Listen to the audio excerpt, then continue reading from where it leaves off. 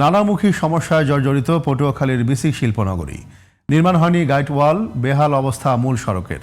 এতে পণ্য পরিবহনে চরম দুর্ভোগ পোহাচ্ছেন ব্যবসায়ীরা। দ্রুত সময়ের মধ্যে সমস্যা সমাধানের দাবি তাদের।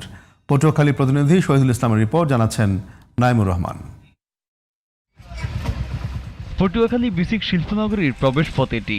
দীর্ঘদিন ধরে এই সড়কের ভগ্ন দশা হওয়ায় এখান থেকে নগরীতে ভারী মালামাল নিয়ে প্রবেশ করতে গিয়ে প্রায়ই দুর্ঘটনার কবলে পড়ছে যানবাহন। এছাড়া নগরীর অভ্যন্তরীণ বেশ কয়েকটি সড়কও বেহাল দশায় পরিণত হয়েছে।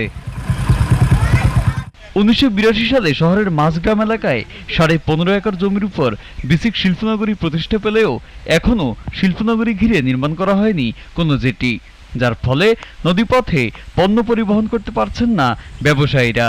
আধুনিকতার ছোঁয়া লাগেনি ড্রেনেজ ব্যবস্থায়, চারপাশ ঘিরে নির্মাণ করা হয়নি গাইড ওয়াল।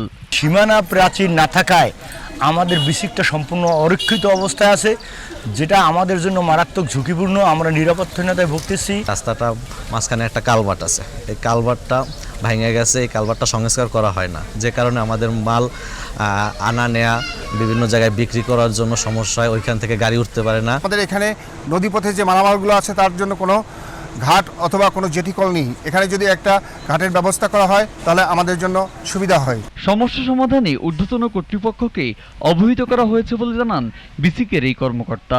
আমাদের শিল্পনগরীতে পণ্য লোড আনলোড করার জন্য নদীর একটা জেটি ঘাট হওয়ার একটা প্রস্তাবনা ছিল, আমরা প্রস্তাবনা দিয়েছিলাম, সেটা এখনও প্রক্রিয়াধীন রয়েছে। আমাদের শিল্পনগরীর প্রবেশ পথে একটি রাস্তায় মানে ভাঙন থাকার কারণে মূলত ওটা আমাদের শিল্পনগরীর সীমানার বাইরে পৌরসভার সাথে এবং এলজিডির সাথে কানেক্টেড। আমরা তাদের সাথে কথা বলেছি, তারা অতি শীঘ্রই ওটা সমাধান করে আমাদের রাস্তাটা ঠিক করে দিবেন।